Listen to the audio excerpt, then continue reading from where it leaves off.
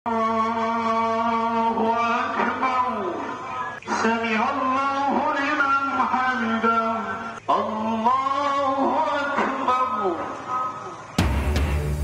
উম্মার মঙ্গল কামনায় জাতীয় ঈদগাহ সহ সারা দেশে ঈদুল আজহার জামাত। লাখ লাখ মুসল্লির নামাজ আদায়। দেশবাসীকে ঈদের শুভেচ্ছা প্রধান উপদেষ্টার। ত্যাগের মহিমায় পশু কোরবানিতে ব্যস্ত মুসল্লিরা। রাজধানীতে নিজ উদ্যোগে বর্জ্য অপসারণ বাসিন্দাদের 12 ঘন্টার মধ্যে পরিচ্ছন্ন ঢাকার আশ্বাস 2 সিটির প্রশাসকের। আগামী এপ্রিলের প্রথমার্ধের যে কোনো দিন নির্বাচন, উপযুক্ত সময়ে রোডম্যাপ দেবে ইসি। জাতির উদ্দেশ্যে ভাষণে প্রধান উপদেষ্টা। জুলাইয়েই ঘোষণা হবে সনদ। প্রধান উপদেষ্টার দেয়া ভোটের সময় নিয়ে হতাশ বিএনপি। সন্তোষ প্রকাশ জামায়াতের। সংস্কার ও জুলাই সনদ ঘোষণার পর নির্বাচনে দ্বিমত নেই এনসিপির। এবং ঈদের ছুটিতে বেড়াতে যাওয়ার ধুম। বুকিং হয়ে গেছে কক্সবাজার, সিলেট, বান্দরবানের বেশিরভাগ হোটেল রিসর্ট। নিরাপত্তা বাড়ানো সহ পর্যটকদের বরণে নানা প্রস্তুতি।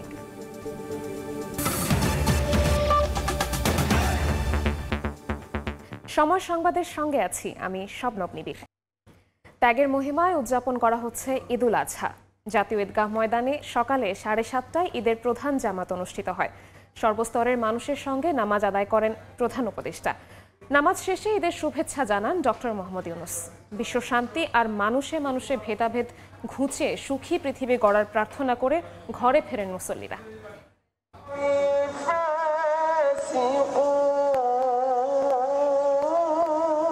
জাতীয় ঈদগাহ ময়দানে সকাল 7:30টার ঈদের জামাতে অংশ নিতে ভোরের আলো ফোটার সঙ্গে সঙ্গে ভিড় বাড়তে থাকে মুসল্লিদের। নির্ধারিত সময়ের আগেই কয়েক স্তরের নিরাপত্তা বলয় পেরিয়ে কানায় কানায় ভরে ওঠে পুরো ঈদগাহ ময়দান।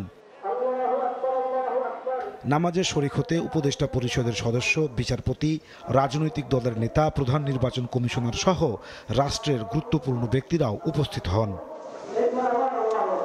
সকাল 7:30টার কিছু আগে ঈদগাহ ময়দানে প্রবেশ করেন প্রধান উপদেষ্টা ডক্টর মোহাম্মদ ইউনূস। এ সময় আগত মুসল্লিদের হাত নেড়ে শুভেচ্ছা জানান প্রধান উপদেষ্টা। সরকার প্রধানকে কাছে পেয়ে উচ্ছ্বাস প্রকাশ করেন আগতরা। পরে সর্বস্তরের মুসল্লিদের সঙ্গে নামাজে অংশ নেন প্রধান উপদেষ্টা।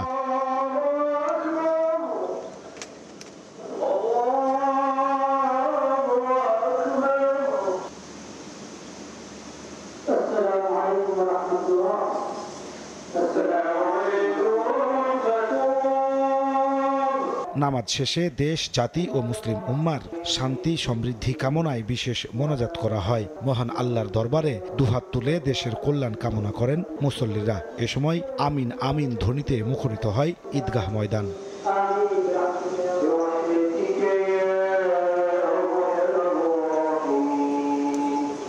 মোনাজাত শেষে সবার সঙ্গে ঈদের নামাজ আদায় করতে পেরে আল্লাহর দরবারে কৃতজ্ঞতা প্রকাশ করেন প্রধান উপদেষ্টা। দেশবাসীকে জানান ঈদের শুভেচ্ছা।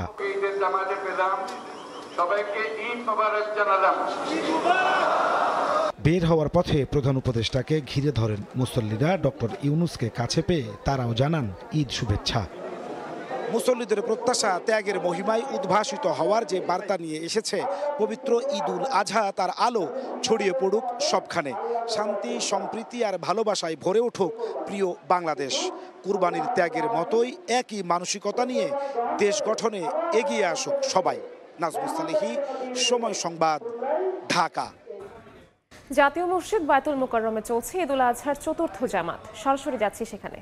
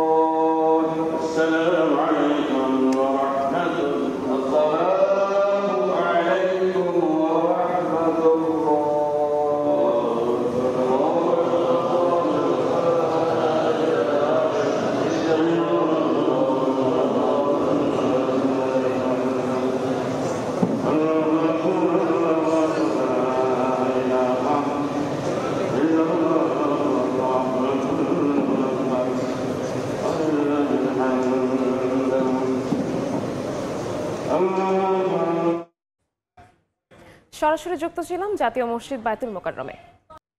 ত্যাগের মহিমায় পশু কোরবানিতে ব্যস্ত মুসল্লিরা। রাজধানীতে অনেক এলাকায় নিজ উদ্যোগে বর্জ্য অপসারণ করছেন এলাকাবাসী। এই মুহূর্তে ইস্কাটন এলাকায় আছেন রিপোর্টার তোহা খান তামিম এবং চট্টগ্রামে আছেন শফিকুল আলম। শুরুতে যাচ্ছি তামিমের কাছে।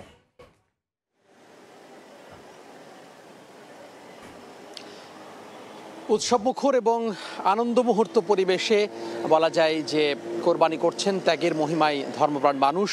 এই মুহূর্তে আমরা রয়েছি মিরপুর এলাকায় এবং আমরা দেখতে পাচ্ছি যে রাস্তার পাশে একেবারে অসংখ্য মানুষ কিন্তু এখানে কোরবানি করছেন এবং পরিবার পরিজন নিয়ে পরিবারের যে বিভিন্ন সদস্য রয়েছেন তাদের সাথে নিয়ে তারা ত্যাগের মহিমায় কোরবানি করছেন।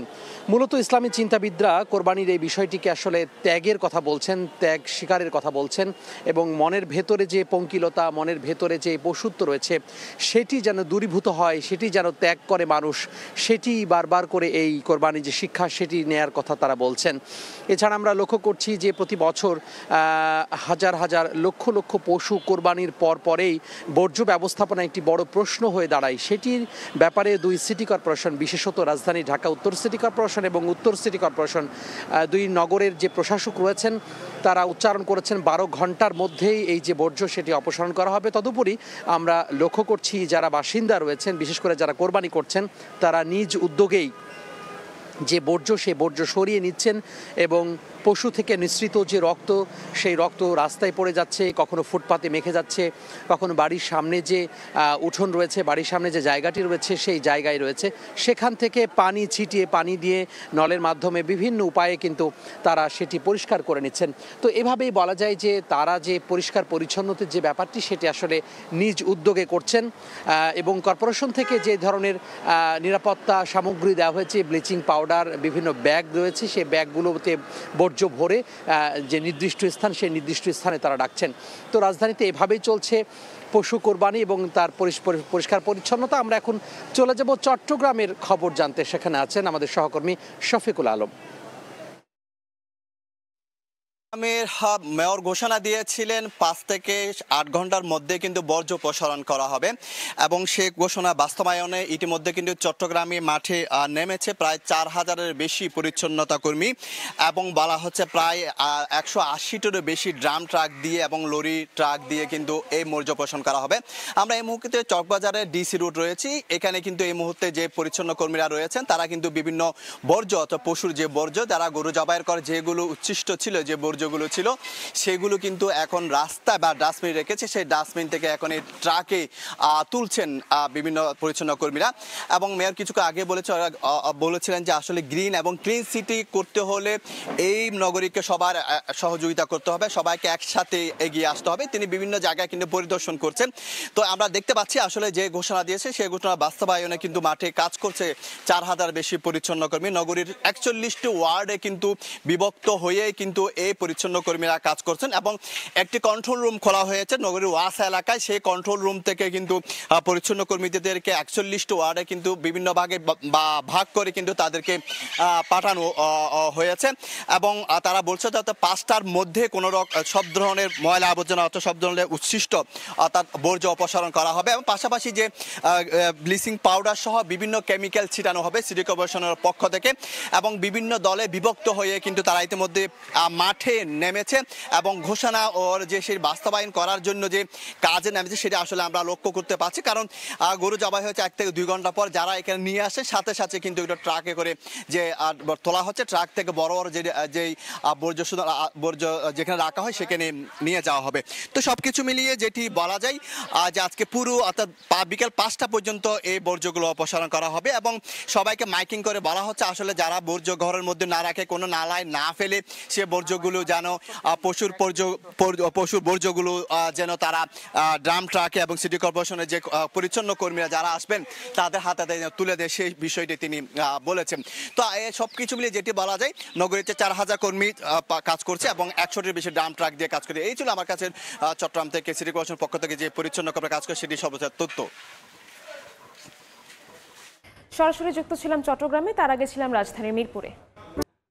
গুলশানের বাসভবন ফিরোজায় ঈদ উদযাপন করছেন বিএনপি চেয়ারপারসন বেগম খালেদা জিয়া। পরিবারের সদস্যদের সঙ্গে কাটাবেন একান্ত সময়। ঈদের শুভেচ্ছা বিনিময় করবেন দলের সিনিয়র নেতাদের সঙ্গেও। বেগম খালেদা জিয়া এবং তারেক রহমানের পক্ষে কোরবানিও দেওয়া হবে ফিরোজায়। দলের স্থায়ী কমিটির সদস্য ডক্টর AZM জাহিদ হোসেন জানান, শারীরিক অবস্থা স্থিতিশীল রয়েছে বেগম জিয়ার। দেশবাসী ও প্রবাসীদের ঈদের শুভেচ্ছা জানিয়েছেন BNP chairperson. BNP chairperson Begum Khaleda Zia Eid ul Fitr উদযাপন করেছেন লন্ডনের ছেলে তারেক রহমানের বাসায়। এবারের ঈদ উল আজহা কাটবে গুলশানের বাসা ফিরোজায়। বহু বছর পর উন্মুক্ত পরিবেশে ঢাকায় নেতাকর্মী মুখর ঈদ কাটাবেন বেগম জিয়া। জিয়া পরিবারের কোরবানিও দেওয়া হবে ফিরোজায়। ঢাকা ছাড়াও বগুড়ার গাবতলীতে খালেদা জিয়া, তারেক রহমান সহ তাদের পরিবারের সদস্যদের নামে কোরবানি হবে। বিএনপি স্থায়ী কমিটির সদস্য ডাক্তার AZM জাহিদ হোসেন জানান, ঈদের দিন দুপুর থেকে বিকেল পর্যন্ত খালেদা জিয়া স্বজনদের সঙ্গে পারিবারিক সময় কাটাবেন। মেজ বোন সেলিনা রহমান, ছোট ভাই শামীম ইস্কান্দার সহ নিকট আত্মীয়রা ঈদের শুভেচ্ছা বিনিময় করবেন। পরে দলের স্থায়ী কমিটির সদস্যদের সঙ্গে ঈদের শুভেচ্ছাও বিনিময় করবেন খালেদা জিয়া। স্থায়ী কমিটির সদস্যবৃন্দের সাথে উনি ঈদের শুভেচ্ছা বিনিময় করবেন। পরিবারের সদস্যদের সাথে ঢাকায় অবস্থান করছেন, তাদের সবার শুভেচ্ছা বিনিময় করবেন। দুই পুত্রবধূকে নিয়ে 6 মে লন্ডন থেকে চিকিৎসা শেষে ঢাকায় ফেরেন বেগম খালেদা জিয়া। শারীরিক অবস্থায় স্থিতিশীল রয়েছে বলে জানিয়েছেন তার ব্যক্তিগত চিকিৎসক। হাসান ওয়ালি, সময় সংবাদ, ঢাকা। আগামী এপ্রিলের প্রথমার্ধের যে কোনো দিন জাতীয় সংসদ নির্বাচন হবে বলে জানিয়েছেন প্রধান উপদেষ্টা ডক্টর মোহাম্মদ ইউনূস। সন্ধ্যায় ঈদ উল আজহা উপলক্ষে জাতির উদ্দেশ্যে দেওয়া ভাষণে তিনি বলেন, উপযুক্ত সময়ে নির্বাচনের বিস্তারিত রোডম্যাপ দেবে ইসি। করিডোর ও চট্টগ্রাম বন্দর নিয়ে পরাজিত শক্তি অপপ্রচার চালাচ্ছে উল্লেখ করে গুজবে কান না দেওয়ার আহ্বান জানান তিনি। জুলাই মাসেই রাজনৈতিক দলগুলোর ঐকমত্যের ভিত্তিতে জুলাই সনদ ঘোষণা করা হবে বলেও জানান ডক্টর মোহাম্মদ ইউনূস। পবিত্র ঈদ উল আজহা উপলক্ষে শুক্রবার সন্ধ্যায় জাতির উদ্দেশ্যে ভাষণ দেন প্রধান উপদেষ্টা ডক্টর মোহাম্মদ ইউনূস। দীর্ঘ বক্তব্যের শুরুতেই দেশবাসীকে ঈদের শুভেচ্ছা জানান তিনি। আপনাদের সবাইকে জানাই পবিত্র ঈদ উল আজহার শুভেচ্ছা। ঈদ মোবারক। সংস্কার, বিচার আর নির্বাচন, এই 3 ম্যান্ডেটের ভিত্তিতে অন্তর্বর্তী সরকার দায়িত্ব গ্রহণ করেছে জানিয়ে ডক্টর মোহাম্মদ ইউনূস বলেন, সরকারের বড় দায়িত্ব একটি অবাধ, নিরপেক্ষ ও উৎসবমুখর শান্তিপূর্ণ ভোটের আয়োজন। আগামী বছর এপ্রিলের প্রথমার্ধে যে কোনো দিন অনুষ্ঠিত হবে জাতীয় সংসদ নির্বাচন। বিচার, সংস্কার ও নির্বাচন সংক্রান্ত চলমান সংস্কার কার্যক্রম পর্যালোচনা করে আমি আজ দেশবাসীর কাছে ঘোষণা করছি যে আগামী জাতীয় নির্বাচন 2026 সালের এপ্রিলের প্রথমার্ধের যে কোনো একটি দিনে অনুষ্ঠিত হবে। এই ঘোষণার ভিত্তিতে নির্বাচন কমিশন উপযুক্ত সময়ে আপনাদের কাছে নির্বাচনের বিস্তারিত রোডম্যাপ প্রদান করবে। প্রধান উপদেষ্টা বলেন, কল্যাণমুখী দেশ গড়তে ঐক্যমত্য কমিশনের সুপারিশের আলোকে রাজনৈতিক দলগুলোর ঐক্যের ভিত্তিতে আগামী জুলাই মাসেই জুলাই সনদ ঘোষণা করা হবে। আগামী জুলাই মাসেই সকল রাজনৈতিক দলের ঐকমত্যের ভিত্তিতে একটি জুলাই সনদ প্রস্তুত করে আমরা জাতির সামনে উপস্থাপন করতে পারবো বলে আশা করছি। এই জুলাই সনদ হলো একটি প্রতিশ্রুতি, একটি জনকল্যাণমুখী রাষ্ট্র নির্মাণের জন্য সংস্কার কমিশন যে প্রস্তাবগুলো দিয়েছে সেগুলোর মধ্য থেকে রাজনৈতিক দলগুলো যে কয়টিতে একমত হয়েছে তার তালিকা থাকবে এই সনদে। ফ্যাসিবাদী আমলে ধ্বংস হওয়া অর্থনীতিকে সচল করতে সরকারের নেওয়া বিভিন্ন পদক্ষেপ তুলে ধরেন ডক্টর ইউনূস। বলেন, চট্টগ্রাম বন্দর বিদেশিদের দেয়া হচ্ছে বলে অপপ্রচার চালানো হচ্ছে বলে জানান তিনি। মানবিক করিডোর বিষয়টি ভিত্তিহীন হলেও গুজব ছড়াচ্ছে পরাজিত শক্তি। চট্টগ্রাম বন্দর নিয়ে অনেকের মধ্যে কৌতূহল তৈরি হয়েছে। মাঝে মাঝে এমন কথাও শুনেছি যে এই বন্দর বিদেশিদেরকে নাকি দিয়ে দেওয়া হচ্ছে।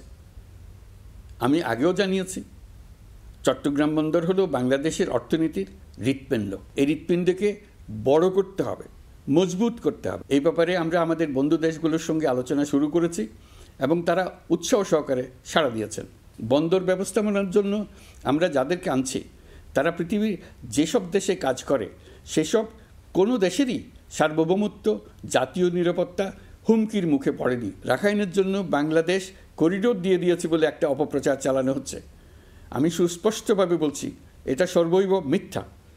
এটা চিলে কান নিয়ে যাওয়ার গল্প। যারা অসত্য কল্পকাহিনী বানিয়ে বাংলাদেশের মানুষকে ক্রমাগত বিভ্রান্ত করে অশান্তি সৃষ্টিতে নিয়োজিত, এটা তাদেরই শিল্পকর্ম। পরাজিত শক্তি ও তার দেশি বিদেশি দোসরদের ষড়যন্ত্র রুখতে দেশবাসীকে ঐক্যবদ্ধ থেকে দেশ গড়ার কাজে আত্মনিয়োগের আহ্বান জানান প্রধান উপদেষ্টা। যারা বিরোধিতা করছে তাদের প্রতিহত করুন। নাজমুস সালেহী, সময় সংবাদ, ঢাকা।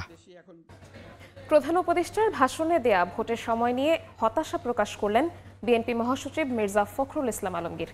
বললেন, জাতি যা আশা করেছিল ভাষণে তা মেলেনি। একই সুর ছিল দলটির স্থায়ী কমিটির বৈঠকেও। নির্বাচন নিয়ে অনিশ্চয়তায় ক্ষুব্ধ বিএনপি।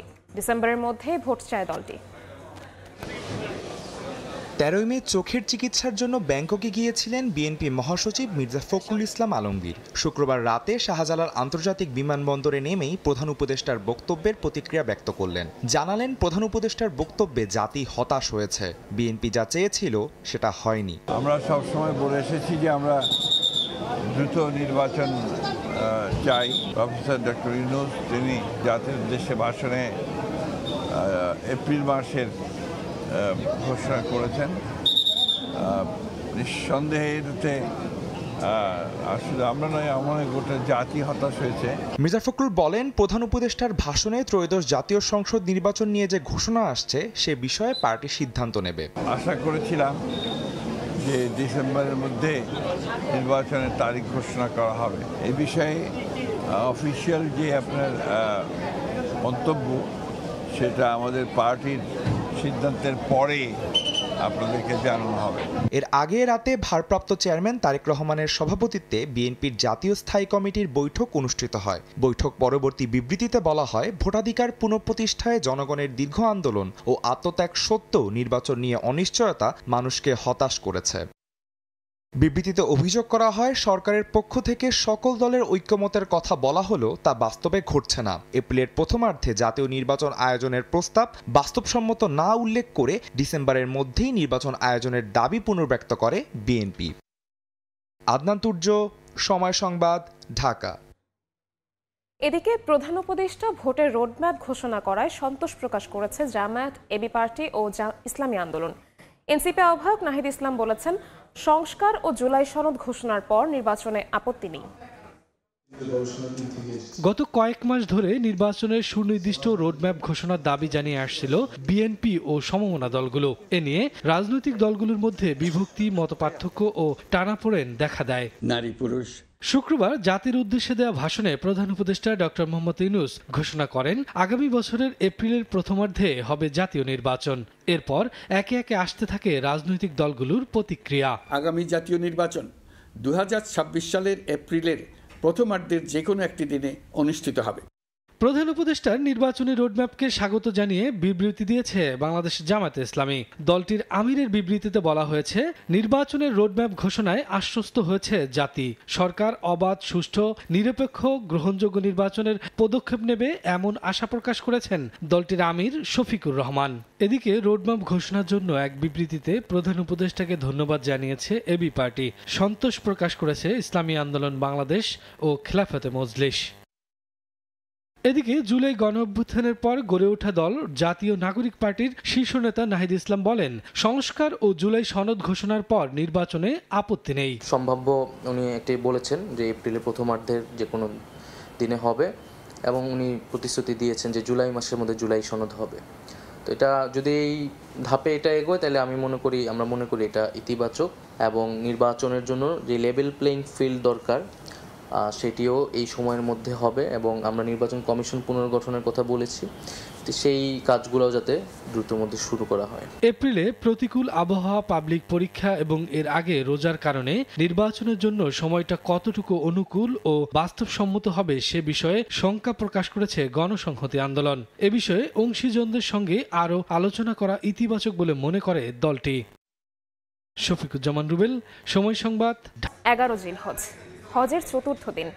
প্রতি বছর হাজিরা মিনা প্রান্তরে জামারাতে শয়তানকে উদ্দেশ্য করে পাথর নিক্ষেপ করেন। 10 জিলহজ বড় জামারায়, 11 ও 12 জিলহজ 3 জামারাতে পাথর নিক্ষেপ করেন তারা। মুফতি আব্দুল্লাহ তামিমের রিপোর্ট।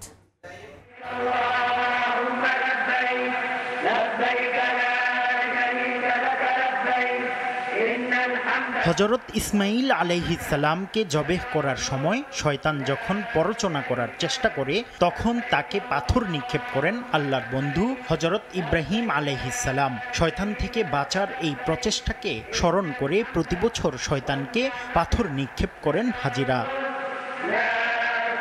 হাজিদের সাফা মারওয়ায় সাই, বাইতুল্লাহ শরীফের তাওয়াব, জামারাতে পাথর নিক্ষেপ এবং যারা হাজি নন তাদের উপর পশু কোরবানির আমল জারি করেছেন রাসূলুল্লাহ সাল্লাল্লাহু আলাইহি ওয়াসাল্লাম, যার প্রত্যেকটি হযরত ইব্রাহিম, হযরত হাজেরা ও হযরত ইসমাইল আলাইহিমুস সালামের ত্যাগ ও চেষ্টার দৃষ্টান্ত। হাজিদের এসব কার্যাবলীর কারণ বর্ণনা করে রাসূলুল্লাহ সাল্লাল্লাহু আলাইহি ওয়াসাল্লাম বলেছেন, বাইতুল্লাহর তাওয়াব, সাফা মারওয়ার মধ্যে সাই এবং জামারাতে পাথর নিক্ষেপের বিধান আল্লাহ তাআলার জিকির প্রতিষ্ঠার জন্যই করা হয়েছে। প্রতি বছর সারা বিশ্ব থেকে আসা হাজিরা এই বিধানগুলো পালন করে দলে দলে আল্লাহ তাআলার জিকিরে শামিল হন। মুফতি আব্দুল্লাহ তামিম, সময় সংবাদ। টানা ছুটিতে পর্যটক বরণে প্রস্তুত পাহাড়কন্যা বান্দরবান। ইতোমধ্যে বুকিং হয়ে গেছে জেলার বেশিরভাগ হোটেল, মোটেল, রিসর্ট ও গেস্ট হাউস। এদিকে দীর্ঘদিন পর রুমা ও থানচি উপজেলার ভ্রমণ নিষেধাজ্ঞা প্রত্যাহার করায় খুশি পর্যটন সংশ্লিষ্ট ব্যবসায়ীরা। সোহেল কান্তিনাথের ক্যামেরায় বিস্তারিত জানাচ্ছেন NA জাকির। নাগরিক জীবনের কর্মব্যস্ত কোলাহল ছেড়ে ছুটির দিনে অবকাশ যাপনে পাহাড় প্রিয়রা ছুটে আসে পাহাড়কন্যা বান্দরবানে। প্রতি ঈদের ছুটিতে পর্যটকের ঢল নামে এই পার্বত্য জেলায়। এবারও ঈদুল আজহার টানা ছুটিতে প্রচুর পর্যটকের সমাগম ঘটবে এই জেলায়। ইতিমধ্যে বুকিং হয়ে গেছে বেশিরভাগ হোটেল, মোটেল, রিসোর্ট। পর্যটক পরনে শেষ সময়ে ধোয়া মোছায় ব্যস্ত সময় পার করছে হোটেল ব্যবসায়ীরা। ছুটিতে আমরা ভালো সাড়া পাচ্ছি এবং রুমা থানচি ওপেন হতে আমরা খুব খুশি। আশা করছি আসন্ন পর্যটক পাবো। 30% পর্যন্ত মূল্য ছাড় ঘোষণা করেছি। পর্যটন সংশ্লিষ্ট আছে সবাই কিন্তু পর্যটকদের বরণ করার জন্য সর্বাত্মক প্রস্তুতি গ্রহণ করেছে। এদিকে 6 জুন থেকে রুমা ও থানচি উপজেলার ভ্রমণ নিষেধাজ্ঞা প্রত্যাহার করেছে প্রশাসন। শর্ত মেনে এই দুই উপজেলার দর্শনীয় স্থানে ভ্রমণ করতে পারবে পর্যটকরা। দীর্ঘ 13 মাস পর নিষেধাজ্ঞা প্রত্যাহার করায় খুশি পর্যটন সংশ্লিষ্ট ব্যবসায়ীরা। 50% পর্যটক রুমা এবং থানচির উদ্দেশ্যে আসে। এই দুইটা বন্ধ থাকাতে কিছু পর্যটকের ভাড়া ছিল, সেটা ইনশাআল্লাহ কাটিয়ে উঠবে বলে আমরা আশা করতেছি। যখন পর্যটক কেন্দ্রগুলো অনেকদিন ধরে বন্ধ ছিল, সেটা অনেকটাই প্রভাব পড়েছে আমাদের ব্যবসার উপরে। বন্ধটা খুলে দেওয়াতে পর্যটক এখন আরো বেশি করে উন্মুখ হয়ে আসবেন, বান্দরবানে ঘুরে যাবেন, সেটা আমাদের জন্য একটা পজিটিভ। পর্যটকদের ভ্রমণ নিরাপদ ও আনন্দদায়ক করতে নিরাপত্তা জোরদারের কথা জানায় ট্যুরিস্ট পুলিশ। সিভিল পোশাকেও গোয়েন্দা নজরদারি বৃদ্ধি করা হয়েছে। পাশাপাশি দূরবর্তী ধানসি এবং অন্যান্য দূরবর্তী যে পর্যটক স্পটগুলো আছে জেলা পুলিশের সাথে সমন্বয় করে পর্যটকদের নিরাপত্তা নিশ্চিত করতে আমরা বদ্ধপরিকর। জেলায় পর্যটকদের জন্য রয়েছে শতাধিক হোটেল মোটেল রিসোর্ট ও 4 শতাধিক চাঁদের গাড়ি।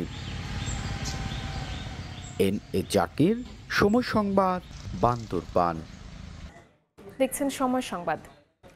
পবিত্র ঈদুল আজহার দিনে গাজায় ইসরায়েলি বাহিনীর হামলায় নিহত হয়েছেন অন্তত 42 ফিলিস্তিনি। এছাড়া ঈদের দিনেও উপত্যকাটিতে বন্ধ রয়েছে ত্রাণ সহায়তা। বার্তা সংস্থা রয়টার্সের বরাত জানা যায় এবার সবচেয়ে বেদনার ঈদ পালন করতে হয়েছে ফিলিস্তিনিদের। এদিকে বিদেশি সাংবাদিকদের গাজায় প্রবেশাধিকার দেওয়ার আহ্বান জানিয়েছে জাতিসংঘ। একই দিন ফ্রান্সের পররাষ্ট্রমন্ত্রী জন নোয়েল জানান ফিলিস্তিনকে রাষ্ট্র হিসেবে স্বীকৃতি দিতে প্রতিশ্রুতিবদ্ধ তার দেশ, তবে কবে স্বীকৃতি দেবে সে বিষয়ে বিস্তারিত জানাননি।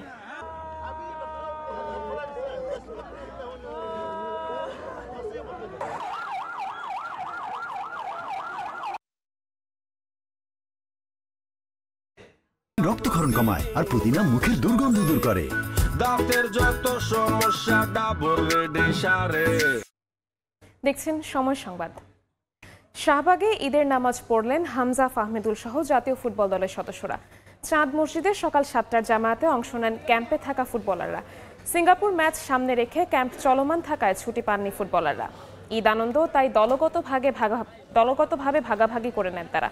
সকালে নামাজে অংশ নেন হামজা, জামাল, ইসা, ফাহমিদুলরা। এরপর টিম হোটেলে ফিরে যান তারা। ঈদের কারণে দুপুর 2টা পর্যন্ত পরিবারের সঙ্গে দেখা করার সুযোগ পাবেন খেলোয়াড়রা। তবে এদিনও অনুশীলন করবে কাপড়ের দল। বিকেলে জাতীয় স্টেডিয়ামে হবে টিম ট্রেনিং।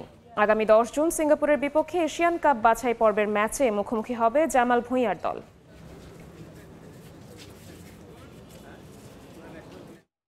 সকালের সময় শিশু সংবাদগুলো জানিয়ে দিচ্ছি আরেকবার।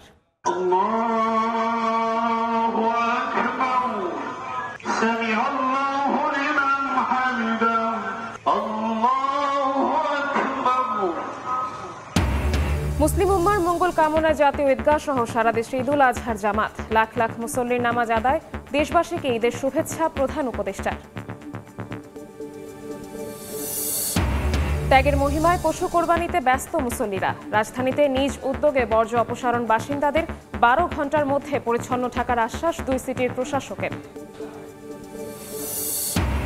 এবং আগামী এপ্রিলের প্রথমার্ধের যে কোনো দিন নির্বাচন, উপযুক্ত সময়ে রোডম্যাপ দেবে ইসি। জাতির উদ্দেশ্যে ভাষণে প্রধান উপদেষ্টা। জুলাইয়ে এই ঘোষণা হবে সনদ।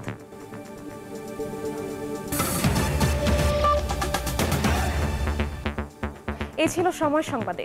সঙ্গেই থাকুন সময়ের।